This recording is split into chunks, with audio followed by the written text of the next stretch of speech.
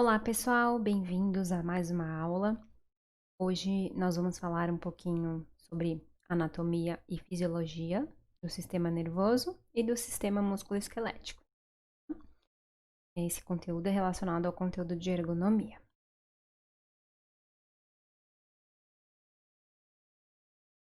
Bom, para a gente começar, nós vamos começar a falar sobre o sistema nervoso. Então, o nosso sistema nervoso, ele funciona através de estímulos. Então, ele vai captar estímulos do ambiente, vai processar essa informação, né? Vai mandar essa informação para o cérebro e a partir daí eu vou ter alguma ação em relação a esse estímulo, tá? Então, o nosso cérebro está a todo momento recebendo esses estímulos, processando essas informações, né? E devolvendo essas informações através de uma resposta. Então, a função principal do nosso sistema nervoso é controlar todas as funções do nosso organismo, né? Então, ele é o principal aí em relação ao controle das funções. Então, é ele quem vai receber essas informações que vão ser captadas, vai interpretar essa informação e vai responder a essa informação, tá? Então, a gente tem lá, por exemplo, de manhã cedo, né? Para quem gosta de café, né? Você sente aquele cheirinho de café. E aí, o que acontece com o seu sistema nervoso, né? Suas células olfativas vão entrar em ação. Você vai começar a sentir esse cheirinho de café, né? Essa informação vai ser mandada para o seu cérebro, que vai interpretar, falar, cheiro de café, né? Então aí você vai acordar e vai tomar o seu cafezinho, né? Então, recebeu a informação, processou a informação, né? Interpretou essa informação e houve uma resposta em relação a esse estímulo, tá? Então ele vai controlar aí todas as funções do nosso organismo, né? Para manter esse organismo em homeostase, manter o nosso organismo em equilíbrio. Bom, o nosso sistema nervoso, ele é dividido em duas partes principais, tá? Então, ele é dividido em sistema nervoso central, né, que a sigla é SNC, e sistema nervoso periférico, que é o SNP. O sistema nervoso central, as estruturas principais que compõem esse sistema é o encéfalo, né, vendo ali na imagem, a gente tem o encéfalo e a medula espinhal. Tá? Então, são as duas estruturas principais do sistema nervoso central. E o sistema nervoso periférico, a gente tem uma subdivisão, né, que pode ser o sistema nervoso somático e o sistema nervoso autônomo, né? Já vamos ver as diferenças desse sistema. E ainda assim, o sistema nervoso autônomo, ele é subdividido mais uma vez em simpático e parasimpático. Tá? As estruturas que compõem o sistema nervoso periférico são os nossos nervos, tá? A gente tem ali os nervos da cabeça, os nervos cranianos e também os nervos do resto do nosso corpo, tá? Que são os nervos raquidianos. Então, são as estruturas principais, além dos gânglios nervosos também. A função, né, principal, então, aí, do sistema nervoso central é processar e integrar essas informações, né? Então, a gente vai receber as informações, vamos processar essa informação, né? Então ele que vai ser responsável pela captação dessa informação e por levar essa informação até o nosso cérebro, tá? Então aqui nós temos ali, né, as estruturas principais do sistema nervoso central, que é o encéfalo e a medula espinhal. E o encéfalo, ele é composto pelo quê? Então ele tem o nosso cérebro, né, o nosso cerebelo, que é uma outra estruturazinha que a gente já vai ver daqui a pouco. O nosso tronco encefálico e a nossa medula, tá? A gente tem lá, dentro do encéfalo, o cérebro, o cerebelo e o tronco encefálico, né? A medula é uma continuação do tronco encefálico. Então, isso é o que compõe o nosso encéfalo, tá? As estruturas do nosso encéfalo. A primeira que a gente vai ver é o cérebro, né? Então, o cérebro é um dos órgãos mais importantes do nosso organismo. E o cérebro é que vai receber todas as informações, né, vai interpretar esses estímulos, vai controlar uma série de funções do nosso organismo, né? Então, ele é responsável pelo controle dos nossos movimentos, ele que controla a nossa inteligência, nossa memória, nosso raciocínio, nossa imaginação. Então, é um órgão fundamental para a sobrevivência do nosso organismo, tá? Nosso cérebro, ele é dividido em duas partes, em dois lados, ou seja, dois hemisférios, né? Então, a gente tem o hemisfério cerebral esquerdo e o hemisfério cerebral direito, tá? Os dois lados, esquerdo e direito. Tem alguns estudos que relatam que algumas pessoas pensam mais com o lado esquerdo.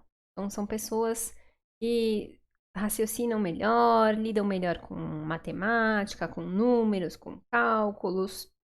E pessoas que pensam mais com o lado direito do cérebro, né? Que são aquelas pessoas que levam mais jeito para música, para artesanato, para esportes, né? E normalmente a gente tem uma tendência, né, a um lado ou outro do cérebro, né? Utilizar o lado ou outro do cérebro. E aí dá também origem aí a diferentes personalidades, diferentes gostos, né? Ou então você pode ser também uma mistura, né? Um pouquinho dos dois lados aí do cérebro, certo? Esse hemisfério, né, esse lado do cérebro, ele possui 4 partes diferentes, são chamadas de lobos. Então a gente tem o lobo frontal, né, que é bem na região da nossa testa, ali bem na frente da nossa cabeça, e é responsável pelo afeto, pela personalidade, pelo raciocínio. O lobo parietal, que é do lado, né, da nossa cabeça, ele é responsável pelas sensações, tá? A gente tem também o lobo temporal, um pouquinho abaixo aí do parietal, né, na altura mais ou menos um pouquinho acima da orelha, que é responsável pelos sentidos. E nós temos o lobo occipital, que fica bem ali perto da nuca, atrás da cabeça, que é responsável pela interpretação visual, tá? Então, o nosso cérebro ele é dividido em partes, cada parte tem a sua responsabilidade específica, tá? Então, aqui é uma outra figura em relação aos lobos, né? São duas vistas diferentes, vista lateral e vista superior, né? E a identificação desses lobos por cores. A próxima estrutura que a gente vai ver é o cerebelo, né? Então, o cerebelo ele fica um pouco abaixo do cérebro, né? Na região posterior da nossa cabeça, e ele é responsável pela coordenação dos nossos movimentos, né? Então, além da coordenação motora, ele é responsável também pelo equilíbrio e pelo tônus muscular, né? Que é a contração natural da nossa musculatura, né? Para nossa musculatura não ser flácida. Então, é um tônus, uma contração natural dos nossos músculos. O tronco cerebral. Então, o tronco cerebral, ele é responsável por levar os impulsos nervosos do cérebro para a medula e da medula para o cérebro, né? Então, as informações vão ser captadas através dos nossos nervos. Essa informação ela vai viajando pela nossa medula até chegar ali no tronco cerebral, e no tronco cerebral é que vai ser conduzido esses impulsos nervosos até o nosso cérebro, tá? Essa é uma estrutura muito importante também para nossa sobrevivência. O tronco cerebral é que controla aí os batimentos do nosso coração e os nossos movimentos respiratórios. Então, aqui a gente tem uma visão do nosso tronco encefálico, né? Existem outras estruturas que fazem parte do nosso tronco encefálico. Então, a gente tem o mesencéfalo, a ponte, o bulbo e a medula. Agora, nós vamos ver a medula, né? Então, a medula espinhal, ela percorre ali toda a nossa coluna, né? Ela é formada por feixes de fibras que vão conduzir essas informações, que vão conduzir esses impulsos nervosos do nosso corpo até o nosso cérebro e do nosso cérebro até o nosso corpo, tá? Ela é responsável aí por mandar e conduzir esses impulsos nervosos de um local a outro. Agora nós vamos ver o sistema nervoso periférico. Então, o sistema nervoso periférico é o responsável pela condução dessas informações, né? Entre aqueles órgãos que vão receber estímulos, essas informações, até os órgãos que vão responder, que vão efetuar alguma ação específica, tá? Então, o sistema nervoso periférico, ele é formado aí por uma série de nervos, tá? Por um conjunto de nervos. Então, a gente tem a divisão, né, dos nervos cranianos, que ficam na nossa cabeça. Então, a gente tem 12 pares, né, de nervos na nossa cabeça. E também os nervos raquidianos, que ficam espalhados pelo nosso corpo, e são em 31 pares. Tá? E aí eles se dividem entre os sensitivos, né, aqueles que sentem as sensações, os motores, que levam aí as informações até os órgãos que vão efetuar alguma ação, ou então nervos mistos também, são tanto sensitivos quanto motores. E o sistema nervoso periférico, ele é dividido também, né, em outros dois. Então, o primeiro que a gente vai ver é o somático, ou então também chamado de voluntário. Então, o sistema nervoso periférico voluntário, então ele tem a função do quê? De reagir a estímulos, né? Então, a gente tem lá diversos estímulos acontecendo ao nosso redor o tempo inteiro. Então, esse sistema nervoso periférico é quem vai ser responsável pela reação a esses estímulos, tá?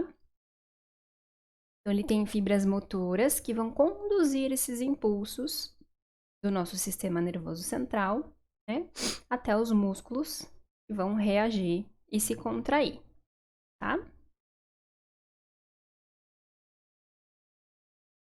Aqui a outra divisão do sistema nervoso periférico é o chamado sistema nervoso periférico autônomo, ou também chamado de visceral, tá? Então é ele que vai regular todo o ambiente interno do nosso corpo, ele que vai controlar todas as atividades, né? Sistema digestivo, sistema respiratório, sistema cardíaco, sistema endócrino, sistema excretor, né? Então ele que vai controlar todos esses sistemas. Então ele tem também fibras motoras que vão conduzir esses impulsos nervosos, né, até os nossos músculos lisos, até as nossas vísceras e até a musculatura do nosso coração, tá? Muito importante a informação do que o sistema nervoso autônomo, ele é um sistema involuntário, ou seja, eu não tenho controle sobre ele, né? Ele funciona por si só. Eu não consigo controlar, por exemplo, os meus batimentos cardíacos. Eu não posso falar para o meu coração, bate, não bate, bate, não bate, né? Ele bate sozinho, é involuntário, né? Eu não tenho ação sobre esse tipo de contração.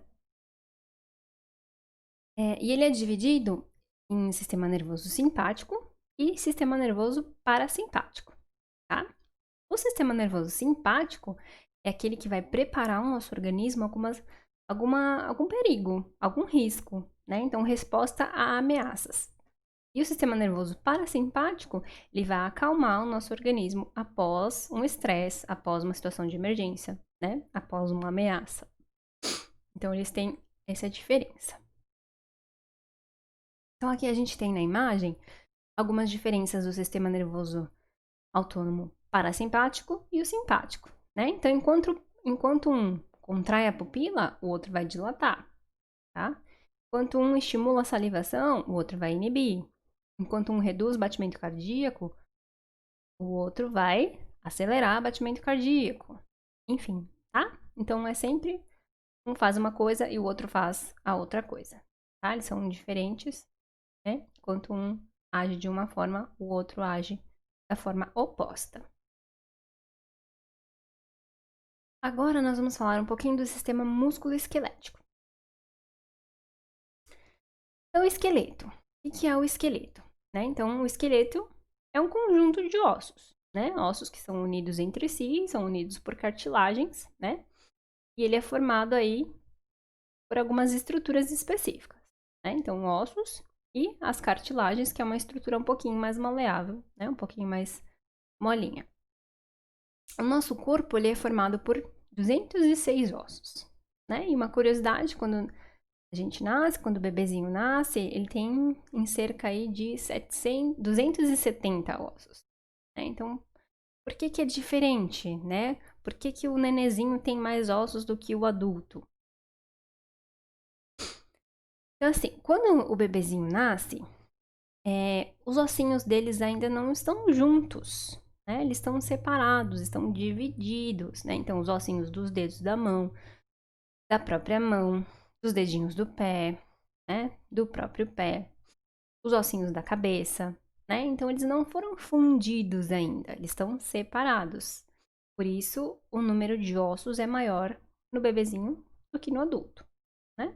Então, a gente tem lá, né, a região da fontanela na cabeça do neném, né? Aquela região onde fica uma aberturinha, né? Porque os ossos ainda não foram consolidados, não foram unidos entre eles. Para justamente facilitar na hora do parto, né? No parto normal, quando o bebezinho vai passar pelo canal vaginal, esses ossinhos vão se sobrepor, né? Por isso precisa ter esse espacinho, né? Para que os ossinhos consigam se sobrepor e o bebezinho passar ali no canal vaginal da mamãe. Bom, então essa é a diferença aí da quantidade de ossos de um bebê e de um adulto. Mas qual que é a função do esqueleto? Né? Para que serve o nosso esqueleto? Então ele serve primeiramente para suportar, para sustentar o nosso corpo, né? Senão todo mundo ia ser um monte de geleia, um monte de geleca, né? Uma coisa mole, sem estrutura, sem suporte. Os nossos ossos também servem para proteger os nossos órgãos internos. Né? Então, ele tem aquele arcabouço de ossos que vai proteger todos os órgãos internos e principalmente os órgãos vitais. Né? Então, na nossa cabeça, a gente tem o nosso cérebro e tem a nossa caixa craniana para proteger o nosso cérebro. Né? E as nossas costelas, por exemplo, ela protege o nosso coração, nosso pulmão, né? Entre outros órgãos importantes. Ele também é um local de armazenagem para cálcio, para fósforo. Tá? Ele também é um local de produção de células sanguíneas dentro da medula óssea. Existem alguns ossos que possuem medula e dentro dessa medula são produzidas células sanguíneas. Tá? E servem também como um sistema de alavanca, né, que facilita a movimentação do nosso corpo, né? Permite o nosso deslocamento. O nosso esqueleto, ele pode ser dividido também em duas partes, tá? Então, a gente tem o esqueleto axial, né? Que é esse mais azulzinho, né? Colorido em azul. Então, ele é formado pela caixa craniana, nossa cabeça, a nossa coluna vertebral e a nossa caixa torácica, tá? Então, esse é o esqueleto axial. Nós temos o esqueleto apendicular, né? Que são os nossos braços, as nossas pernas, a nossa pelve, o quadril, tá? Então, essas são estruturas apendiculares. Aqui nós temos alguns exemplos de ossos do nosso corpo, né? Então, tem os ossos da cabeça, né? Temos lá a nossa clavícula, que é a famosa saboneteira, né? Aquele buraquinho que fica aqui em cima. O externo, que é o ossinho que a gente tem aqui no centro do peito. Nos nossos braços, a gente tem o húmero, o osso mais longo aqui próximo ao nosso ombro, o rádio e a ulna no nosso antebraço, né? As falanges, que são os nossos dedos, os metacarpos, que são esses ossinhos bem pequenininhos que a gente tem na nossa mão, o fêmur, que é o osso mais longo do nosso corpo, fica na nossa coxa, a patela, que é aquele ossinho do joelho, a tíbia e a fíbula, né? Que fica ali na nossa perna, na famosa canela, né? E temos também o tarso, que são os ossinhos pequenininhos do pé, e os metatarsos, que são os dedos do pé, tá? E na parte de trás, a gente tem as escápulas, a vulga asinha, né? Então, não é asinha, é escápula. Temos ali a nossa coluna, as nossas vértebras, né? Os ossos do quadril, né? O ilho, o isquio. Enfim, então alguns exemplos aí de ossinhos do nosso corpo. Aqui os ossos do nosso crânio, tá? Então a gente tem ali alguns ossos importantes, né? Parietal, frontal, nasal, temporal, zigomático, que é onde fica o nosso globo ocular, a maxila e a mandíbula. Né? Lembrando, qual é o que se movimenta? É a mandíbula, tá? A maxila é fixa e a mandíbula é que se movimenta. Aqui nós temos uma vista lateral, né, dos ossos do crânio. E aqui a gente vê bem aquelas suturas de união dos ossos da cabeça. né? Aquela cicatriz. Lembra lá da foto do bebezinho? Lá os ossos do crânio eram bem separados, né? Depois, na fase adulta, esses ossos já se uniram e formaram aí essas cicatrizes, tá? Então aí a gente vê bem a diferença aí do crânio adulto para o crânio do bebê. Então aqui a gente tem algumas estruturas separadas em grupo, tá? Então o primeiro segmento ali é a cintura escapular, né? Então a gente tem a clavícula e a escápula, né? Então a escápula, aquela ossinho que fica nas nossas costas, e a clavícula, esse ossinho aqui da frente do nosso corpo, né? Depois a gente tem o braço, que é o húmero, o antebraço, o rádio ulna, e os ossinhos da mão, os carpos, metacarpos e as falanges. Aqui os ossos do tórax, né? Então a gente tem a nossa caixa torácica, o nosso externo, as nossas costelas. Aqui assim, a gente tem aí as nossas vértebras, né? Então temos as vértebras cervicais, as vértebras torácicas, as vértebras lombares, o sacro e o cóccix, né? Então elas são bem diferentes, estruturas, né? O formato bem diferente, né? Dependendo do nível onde ela está encontrada, ela tem um formato diferenciado. Aqui uma outra figura em relação às nossas vértebras, né? Então nós temos lá 7 vértebras cervicais, 12 vértebras torácicas, 5 vértebras lombares, o sacro e o cóccix. Aqui são as curvaturas do nosso corpo, né? Então a gente tem lá a curvatura da nossa cervical, no nosso pescoço, é chamado de lordose, né? A curvatura do nosso tórax é a cifose. E a da nossa lombar também é a lordose, tá? Então, ela tem essa curvatura natural da nossa coluna. Só que aí a gente tem alguns problemas associados, né? Que as pessoas podem ter. Então, a escoliose, que é o desvio lateralizado dessa coluna. A hipercifose, que é o corcunda, né? Quando tem aquela corcunda nas costas. E a hiperlordose, quando é a acentuação ali da curvatura na lombar. Então, aqui as imagens, né, da hipercifose, hiperlordose e a escoliose, né, depois de uma cirurgia de correção, né? Então, antes ali um desvio bem acentuado, lateralizado da coluna, e depois da cirurgia, né, dá pra gente ver bem a diferença aí do nivelamento da coluna. Os ossos dos membros inferiores, então a gente tem no primeiro segmento a cintura pélvica, né, que é o osso do nosso quadril, o ilíaco, a coxa, que é o fêmur, depois o próximo segmento, a tíbia e a fíbula, e o último segmento, os ossos do nosso pé, são os tarsos, metatarsos e falanges. A classificação dos ossos em relação à forma, né? Então, eles podem ser ossos longos, né? Então, o seu comprimento ele é bem maior do que a largura e do que a espessura, né? E eles possuem canal medular, né? Que produzem as células sanguíneas. Então, o fêmur é um exemplo de osso longo. Os ossos alongados, né? Então, o comprimento ainda predomina aí sobre a largura e a espessura, porém não apresenta canal medular, tá? A gente tem, por exemplo, a costela e a clavícula. Aqui, ossos curtos, né? Os ossos em relação ao comprimento, largura e espessura são mais ou menos iguais, tá? Então, a gente tem, por exemplo, os ossinhos da mão, os pequenos ossinhos da mão e os pequenos ossinhos do pé. Nós temos também os ossos planos, né? Então, o comprimento e a largura predomina sobre a espessura, né? E o osso do crânio é um exemplo.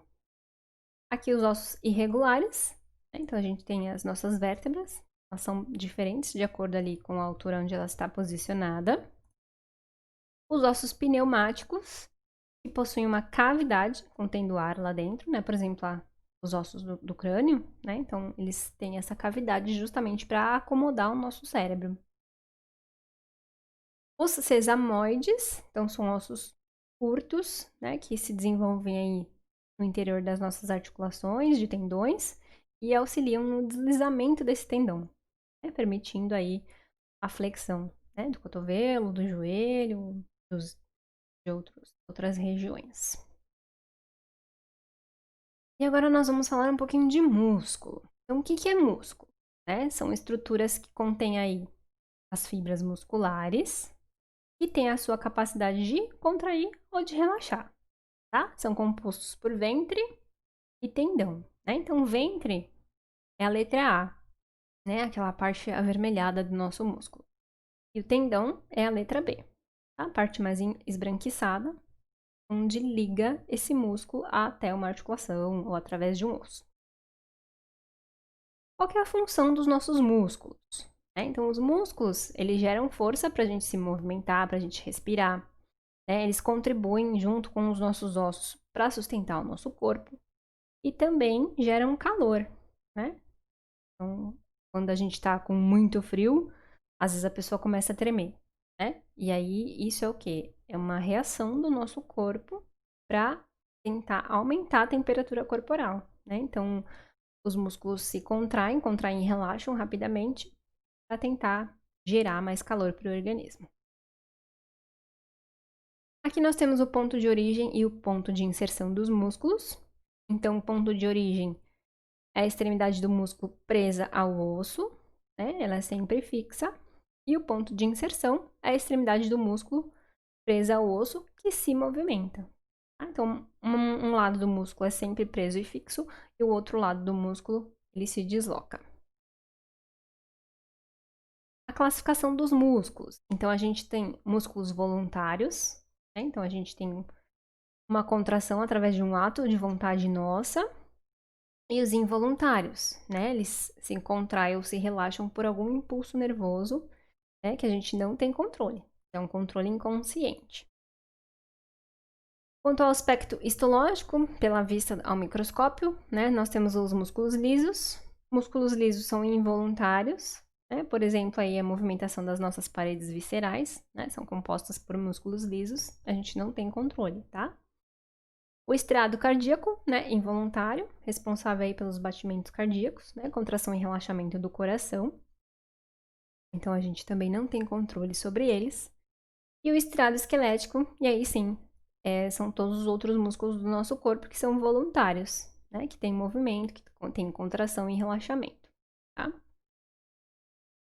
Então, aqui a gente tem a vista aí dos diferentes tipos de músculo, tá? Miocárdio, que é o músculo do coração. Então, como seria uma visão no microscópio desse músculo? Os músculos estriados, né, o restante dos nossos músculos. Então, por exemplo, a gente tem um músculo da perna, que chama psoas maior. E músculo liso, né? A vista dele no microscópio, como seria? Por exemplo, o nosso esôfago. Então, a diferença aí em relação ao aspecto histológico dessa musculatura. As propriedades do músculo. Então, a primeira delas é a extensibilidade. O que é essa extensibilidade? É a capacidade que o músculo tem de se estender, né? Além da sua capacidade. Então, é quando a gente alonga aquele músculo. Né? Ele tem essa capacidade de se alongar, de se estender. A elasticidade. Então, após esse estiramento, as fibras voltam ao normal. Né? Então, a capacidade que eles têm de se estirar e de voltar ao normal. A irritabilidade, então, é a sensibilidade a esses impulsos nervosos. Né? Então, a gente sente, né, através do contato, por exemplo. E a contratilidade é a resposta ao estímulo nervoso de contração e relaxamento. Então, essas são todas as propriedades do músculo. A classificação quanto à função. Então, a gente tem aí 4 funções principais em relação a esses músculos, né? O primeiro deles é o agonista.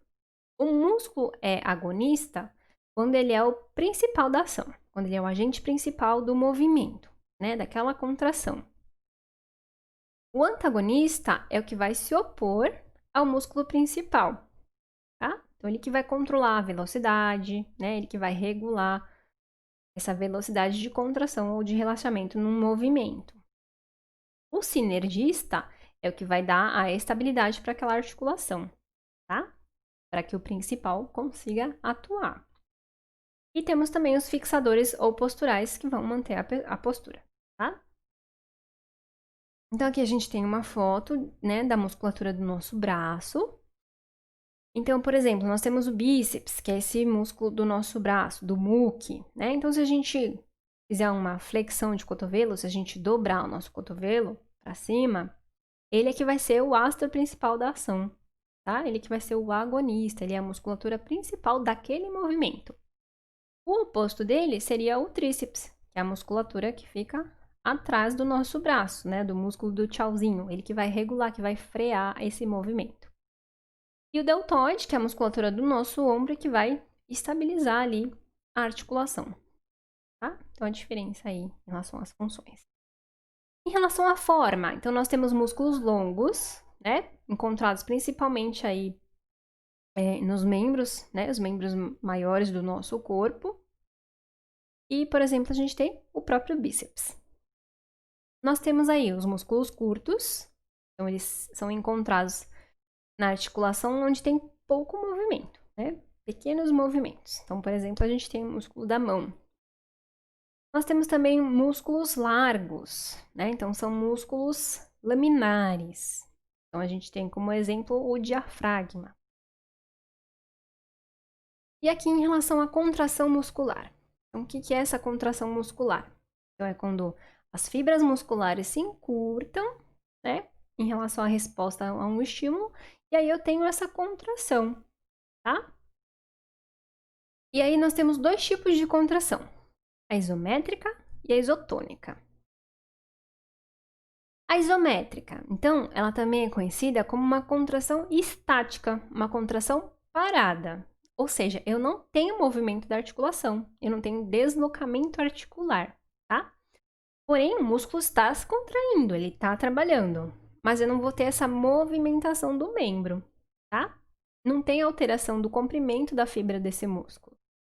Porém, se você tocar nele, você sente uma tensão, né? Então, tem como a gente fazer um teste, por exemplo, esticar o braço e segurar na palma da mão um livro bem pesado. Por exemplo, pega a NR lá, estica o braço e segura ela com o braço esticado por 1 minuto.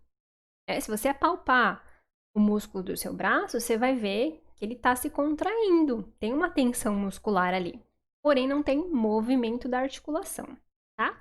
Isso é classificado como uma contração isométrica. Nós temos também a contração isotônica, tá? Também conhecida como dinâmica. É aquela que tem movimento da articulação, tá? Então, tem alteração do comprimento dessa fibra muscular. E aí nós temos a concêntrica e a excêntrica, tá? A concêntrica é a favor do movimento e a excêntrica é a que vai frear esse movimento. Aqui a concêntrica, né? Então, ocorre na realização do movimento, né? Quando o músculo aproxima a sua inserção. E aí, por exemplo, a gente tem o bíceps, né? O músculo do muque. Então, quando a gente vai, por exemplo, pegar um copo d'água, ele vai esse copo d'água até a nossa boca, a gente está fazendo uma contração muscular concêntrica a favor desse movimento, tá? Então, ocorre quando realiza esse movimento, o músculo vai se alongar e as inserções vão se afastar, né? No caso da excêntrica. Então, temos concêntrica e excêntrica, né? A concêntrica a favor do movimento e a excêntrica contra o movimento, vai frear esse movimento, né? As inserções vão se afastar. Na concêntrica, as inserções das fibras musculares vão se encurtar e na excêntrica, elas vão ali se alongar, tá? A isométrica é sem movimento, parada. A concêntrica a favor do movimento e a excêntrica contra o movimento, né? Vai frear esse movimento. Então, aqui, por exemplo, na academia, né? Movimento concêntrico e movimento excêntrico, né? Movimento concêntrico, então a musculatura vai se contrair, eu vou acelerar esse movimento, né? Fazendo força para elevar esse peso. E na excêntrica, eu vou frear esse movimento, né? Então, eu vou segurar esse peso, porém, freando o movimento, tá bom? Aqui nós temos trabalho estático versus trabalho dinâmico. Então, imagine aqui, né? Você tá lá fazendo a reforma no seu apartamento, na sua cozinha, e vai raspar lá o teto da sua cozinha, por exemplo, né? Então, imagina lá essa pessoa o tempo inteiro com o pescoço para cima, né, com os ombros elevados, né, com os braços elevados, para raspar todo esse teto da cozinha, né? O que está acontecendo aqui? Um trabalho estático das musculaturas, né? Ou seja, as musculaturas estão contraindo, porém não está tendo movimento, por exemplo, de alguma articulação, né? Trabalho estático, trabalho parado, né? Imagina a tensão muscular que essa pessoa vai sentir após a realização dessa atividade, né? Então, musculatura de pescoço ali, né? Parada, concentrada, né? Naquele movimento. Musculatura de ombro, né? Na elevação do ombro ali. Então, é um trabalho estático, um trabalho parado. E o trabalho dinâmico, de musculatura dinâmica? Então, é quando tem o movimento, né? Por exemplo, ali o carteiro andando de bicicleta. Ele está se movimentando, né? Um trabalho dinâmico de membro inferior, por exemplo. Né? Então, está pedalando, né? Está executando contração e relaxamento muscular. Então, é um trabalho diferente do trabalho estático, né? Então, tem lá toda a movimentação do fluxo sanguíneo acontecendo na região, né? A nossa panturrilha vai bombeando esse sangue, né? Para cima, de volta ao nosso organismo, né? Como se fosse um segundo coraçãozinho no nosso corpo, né? Então, tá tendo um trabalho dinâmico, né? Diferente do trabalho estático. Então, aqui no estático, né? Se a gente ficar numa mesma postura parado por longo período, a gente vai ter uma contração muscular, né? Vai ter uma longa tensão aí, uma tensão bem grande de um grupo muscular. Isso vai acontecer o quê? Vai diminuir os vasos sanguíneos. Esses vasos sanguíneos não vão receber fluxo normal de sangue, não vai receber oxigênio. E aí eu posso ter alguma lesão, né? Vou ter dor, posso ter inchaço, um edema, uma fadiga, tá? Então, se a pessoa fica numa postura parada por longo período, eu vou ter uma dificuldade ali da circulação sanguínea, né? Um estreitamento dos vasos sanguíneos. Essa musculatura não vai receber nutrientes, oxigênio, e aí eu posso desenvolver uma dor, uma fadiga. E aqui no trabalho dinâmico, a gente tem contração e relaxamento muscular, né? Ao contrário do estático, isso vai favorecer aí renovação de nutrientes e de oxigênio. Porém, a gente tem que tomar cuidado também para não fazer muito esforço repetitivo, tá? Porque se eu tenho contração e relaxamento por um longo período, isso vai desgastar também, né, a minha articulação, e eu posso ter edema também, posso ter dor, posso ter fadiga, tá? Então, dependendo da intensidade, ambos podem ser prejudiciais, tá? Mas o trabalho mais perigoso, né, dependendo aí do quanto você fique exposto, é sem dúvida o trabalho estático. Aqui falando ainda sobre a contração muscular, a diferença de hipertrofia e hipotrofia, tá? Então, o que é hipertrofia? É quando tem um aumento do calibre dessas fibras musculares, né? Então, a pessoa vai lá, vai pra academia, malha pra caramba e fica lá com o músculo inchado, né? Aumentou o calibre dessas fibras musculares. Então, eu tenho lá, né, uma contração e um relaxamento de certa forma repetitivo, porém com cargas, com peso, né? Muito assim no limite do meu corpo. Então, o que que acontece? Essas fibras musculares ficam maiores, tá? Porém, quando esse músculo não é utilizado, eu tenho a diminuição, a redução do calibre dessas fibras, né? E aí a gente tem a hipotrofia muscular, né? Essas fibras são atrofiadas, aí elas ficam menorzinhas, né? Por exemplo, a gente tem nos casos de imobilização. É quando a pessoa quebra um membro, né? Fratura um membro, quebra a perna, por exemplo, aí tem que engessar. Ela fica lá 3 meses com gesso.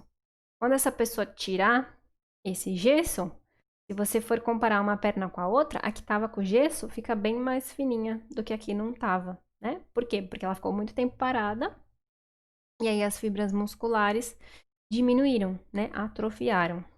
E aí tem que fazer fisioterapia, exercício, para ganhar ali uma massa muscular e igualar os membros, tá?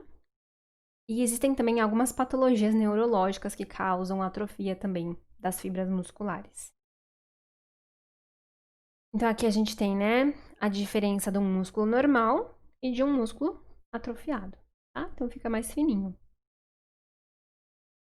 Então a diferença, né, da hipotrofia, ó lá, a diferença das pernas, tá? Então aí é uma patologia neurológica, né? Essa pessoa tem um problema neurológico e ficou com o seu membro atrofiado.